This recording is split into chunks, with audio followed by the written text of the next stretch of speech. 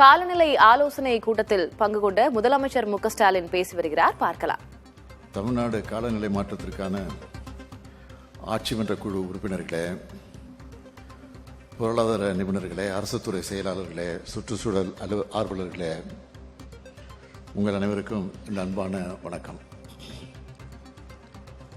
காலநிலை மாற்றத்தோட விளைவுகளை இப்போ கண்கூடா பார்த்துக்கிட்டு இருக்கோம். இப்போ கூட டித்வா புயல் எப்படிப்பட்ட கோரத்தாண்டவத்தை ஆடிச்சு, அதனால் இலங்கை உள்ளிட்ட நாடுகள் எப்படி பாதிக்கப்பட்டுச்சுன்னு பார்த்தோம். நம்ம அரசு தொடர்ந்து மேற்கொண்டு வந்த பல்வேறு முன்னெச்சரிக்கை நடவடிக்கைகளால் பெரிய அளவு பாதிப்புக்கு ஏற்படாமல் தமிழ்நாட்டை காப்பாற்றியிருக்கிறோம். எப்போவோ ஒரு வாட்டி புயல் வெள்ளங்களை எதிர்கொண்ட காலத்தெல்லாம் நாம் கடந்து விட்டோம். அதை உணர்ந்து தான் 3 ஆண்டுகளுக்கு முன்னாடியே இந்த பேரிடருக்கேற்ற தடுப்பு மற்றும் தகவமைப்பு உட்கட்டமைப்புகளை தொடங்கிட்டோம்.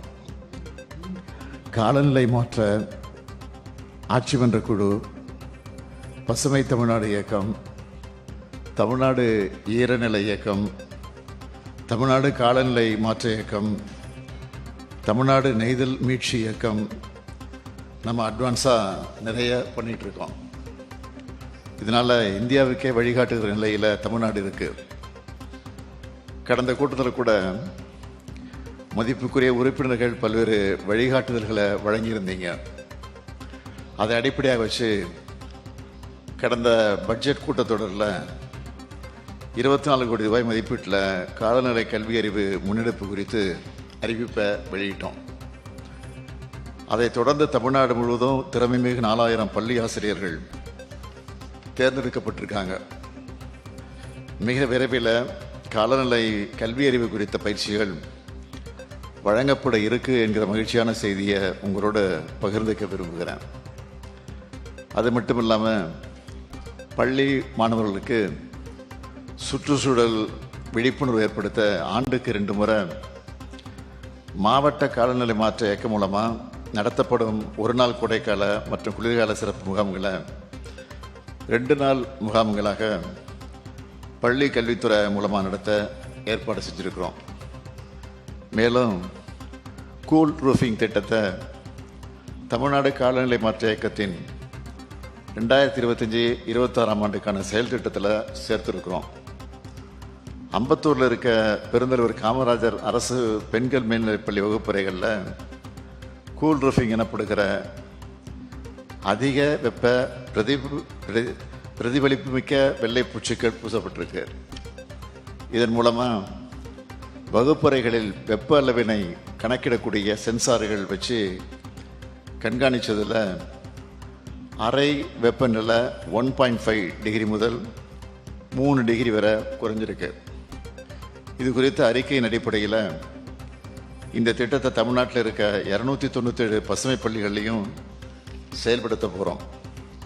அது மட்டும் இல்லாமல் மேற்சொன்ன இயக்கங்கள் மூலமாக கார்பன் சமநிலை மையங்கள், காலநிலை மீள்திறன் மிகு கிராமங்கள், கடலோர பகுதிகளில் உயிர் கேடயங்கள் அமைத்தல் போன்ற முக்கியமான காலநிலை மாற்ற தடுப்பு மற்றும் தகவமைப்பு திட்டங்கள் செயல்படுத்தப்பட்டு வருது.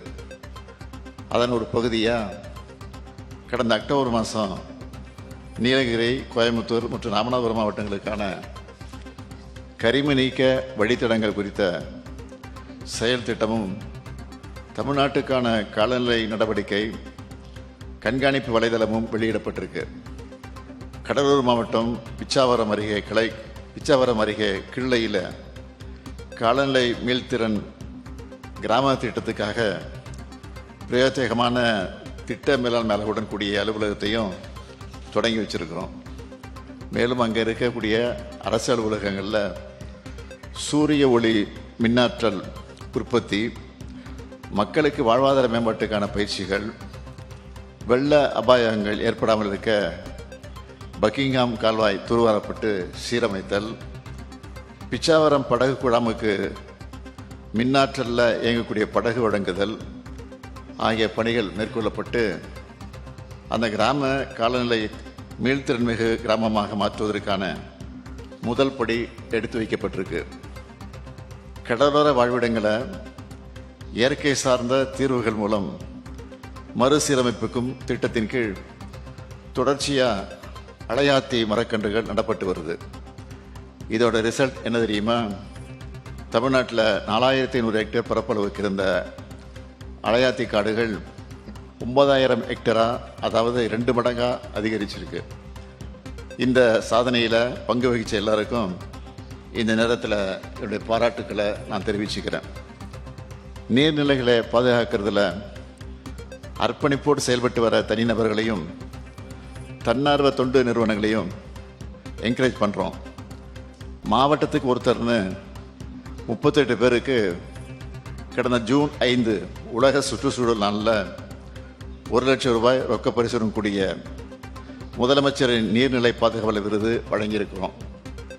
தமிழ்நாடு மாசு கட்டுப்பாட்டு வாரியத்தின் மூலம் நிலைத்தகு நடைமுறைகளை பின்பற்றும் தொழிற்சாலைகளுக்கு தன்னார்வ பசுமைத்தர சான்றிதழ் வழங்கக்கூடிய திட்டமானது தொழிற்சாலைகளால் ஏற்படுகிற உமிழ்களை கட்டுப்படுத்த உதவும்னு நம்புகிறோம்.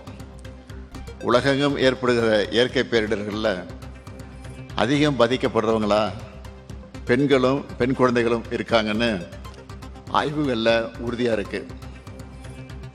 அதனால் பாலின சமத்துவத்தை உறுதி செய்கிற விதத்தில் அரசின் திட்டங்களும் காலநிலை தடுப்பு மற்றும் தகவமைப்பு நடவடிக்கைகளும் இருக்கணும்னு தனிப்பட்ட முறையில் உங்ககிட்ட நான் கோரிக்கை வைக்கிறேன். என்ன நம்மளோட திராவிட மாடல் அரசு பெண்களுக்கான அரசா எல்லா துறைகளையும் பேர் வாங்கியிருக்கு. அது இங்கேயும் தொடரும்னு நான் விரும்புகிறேன். காலநிலை மாற்றத்தை எதிர்கொள்வதில் பெண்களின் பங்கு தான் அளப்பரியது. அதனால தான் கிளைமேட் வாரியர்ஸ் என்ற திட்டத்தின் கீழ் 100 மகளிர் சுய உதவி குழுக்களுக்கு காலநிலை மாற்றம் மற்றும் நெகிழி ஒழிப்பு பரப்புரையும் மேற்கொள்ள 100 ஆட்டோக்கள் வழங்கப்பட்டிருக்கு. தமிழ்நாட்டின் மொத்த கிரீன்ஹவுஸ் கேஸ் எமிஷன் போக்குவரத்து துறையின் பங்கு 12 விழுக்காட்டிலிருந்து 19 விழுக்காடாக உயர்ந்திருக்குன்னு ஆய்வறிக்கையில் தெரிய வந்திருக்கு. அதுவும் கடந்த 2005 முதல் 2019 இடைப்பட்ட காலத்தில் இது 3 மடங்கு அதிகரிச்சிருக்கு. சென்னை போன்ற மெட்ரோ சிட்டியில் போக்குவரத்து நெரிசலும் அதிகரிச்சுட்டு வருது. மக்கள் அதிகமாக பொது போக்குவரத்தை பயன்படுத்துறது தான் இதை குறைக்க சிறந்த வழி. அதை ஊக்குவிக்க தான் எம்டிசி மூலமாக முதற்கட்டமாக 120 மின்சார பேருந்துகளை பயன்பாட்டுக்கு கொண்டு வந்திருக்கிறோம். மக்கள்கிட்ட நல்ல வரவேற்பு இருக்குது. அதனால் மேலும் 600 மின்சார பேருந்துகளை விரைவில் பயன்பாட்டுக்கு கொண்டு வர போகிறோம். இதனால் டிராஃபிக்கும் குறையும், பொல்யூஷனும் குறையும், எல்லாருடைய நேரமும் மிச்சமாகும். வேறு எந்த மாநிலத்திலையும் இல்லாத அளவுக்கு இவ்வளவு செஞ்சிருக்க காரணத்தினால்தான் ஒன்றிய அரசே நமக்கு சர்டிஃபிகேட் கொடுத்துருக்காங்க. நிதி ஆயோக் வெளியிட்டிருக்க எஸ்டிஜி ரேங்கில் கிளைமேட் ஆக்ஷன் மற்றும் க்ளீன் எனர்ஜி ஆகிய இலக்குகளில் தமிழ்நாடு முதலிடத்தில் இருக்குது. உலக புகழ்பெற்ற தி எக்கனாமிக்ஸ் போன்ற இதழ்களும் நம்ம திராவிட மாடல் வளர்ச்சியை பாராட்டுறாங்க. நான் எப்பவும் சொல்கிறது தான், நம்ம அரசுக்கு வளர்ச்சி ஒரு கண் என்றால் சுற்றுச்சூழல் மற்றும் இயற்கை வளங்களை பாதுகாப்பது மற்றொரு கண். இயற்கை வள பாதுகாப்புடன் இணைந்த வளர்ச்சி தான் எதிர்கால சந்ததிகளுக்கான உண்மையான வளர்ச்சியாக இருக்க முடியும். அண்மையில் பிரேசிலில் நடைபெற்ற COP30 மாநாட்டில் குளோபல் கிளைமேட் கவுன்சில் உருவாக்கணும்னு பிரேசில் முன்மொழிஞ்சிருக்காங்க. ஆனால் 3 ஆண்டுகளுக்கு முன்னாடியே காலநிலை ஆட்சி மன்ற குழுவை உருவாக்கி உங்களுடைய அட்வைஸ் எல்லாத்தையும் செயல்படுத்திக்கிட்டு இருக்கோம். அதோட ரிசல்ட் தான் நமக்கு கிடைக்கிற பாராட்டுகளும் உலக அங்கீகாரங்களும். இப்போ கூட நம்ம கூடுதல் தலைமைச் செயலாளர் திருமதி சுப்ரியா சாக் அவர்களுக்கு ஐநாவோட உயரிய விருது கிடைச்சிருக்கு. நம்ம அரசுக்கு கிடைக்கிற நல்ல பேருக்கு உங்களுடைய ஆலோசனைகள் தான் முக்கிய காரணம். அதுக்காக என்னுடைய நன்றியை தெரிவிச்சுக்கிறேன். இது தொடரணும்னு கேட்டுக்கிறேன். புவி வெப்பமாயுதலை பொறுத்த வரைக்கும் தமிழ்நாடு 2070 ஆண்டுக்கு முன்னையே நெட் ஜீரோ இயற்கை அடையணும். கடந்த 4 ஆண்டுகளாக பாலிசி ஆக்ஷன் ரெண்டிலும் விரிவாக பணியாற்றி இருக்கோம். நம்ம அரசு வர்றதுக்கு முன்னே இதுக்கான நிதி ஒதுக்கீடும் ரொம்ப குறைவாக தான் இருந்துச்சு. ஆனால் திராவிட மாடல் அரசில் 500 கோடி ரூபாய் வரை இதுக்காக ஒதுக்கி இருக்கிறோம். மாநில அரசு நிதியிலிருந்தே நம்ம முன்னெடுப்புகளை எல்லாம் மேற்கொண்டு இருக்கோம் என்பதுதான் மிக மிக முக்கியம்.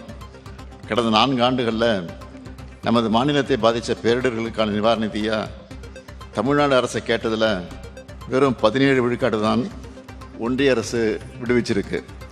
நம்ம கேட்டது 24,679 கோடி ரூபாய். அவங்க தந்தது வெறும் 4,136 கோடி ரூபாய் மட்டும்தான். எத்தனையோ சவால்களை எதிர்கொண்டு தமிழ்நாடு போராடி இருக்கு, வென்று இருக்கு, நாட்டுக்கே வழிகாட்டி இருக்கு. அதுபோல் இந்த காலநிலை மாற்ற சவால்களையும் எதிர்த்து தமிழ்நாடு போராடும், தமிழ்நாடு வெல்லும். நன்றி, வணக்கம். மிக்க நன்றி ஐயா.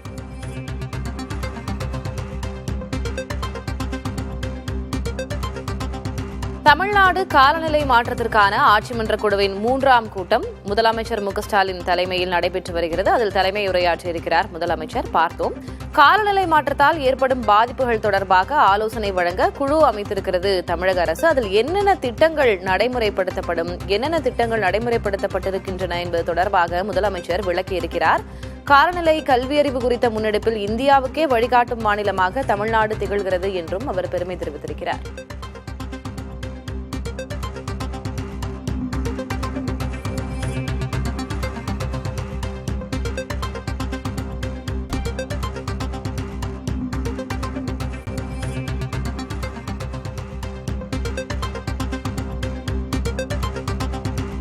நமது அரசுக்கு வளர்ச்சி ஒரு கண் என்றால் சுற்றுச்சூழல் இயற்கை வளங்களை பாதுகாப்பது மற்றொரு கண் என்று முதலமைச்சர் பேசியிருக்கிறார். பேரிடர் நிதியில் 17 விழுக்காடு மட்டுமே மத்திய அரசு தமிழகத்திற்கு தந்திருக்கிறது என்றும் மத்திய அரசு மீதான விமர்சனத்தையும் அதில் முன்வைத்திருக்கிறார்.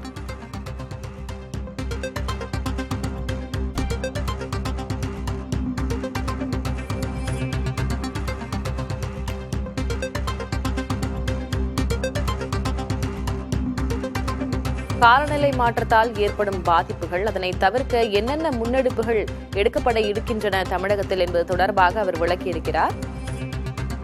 இந்த ஆலோசனை குழு வழங்கும் ஆலோசனைகளிலிருந்து என்னென்ன திட்டங்கள் நடைமுறைப்படுத்தப்படும் என்பதாக அவர் பட்டியலிட்டு பேசியிருக்கிறார்.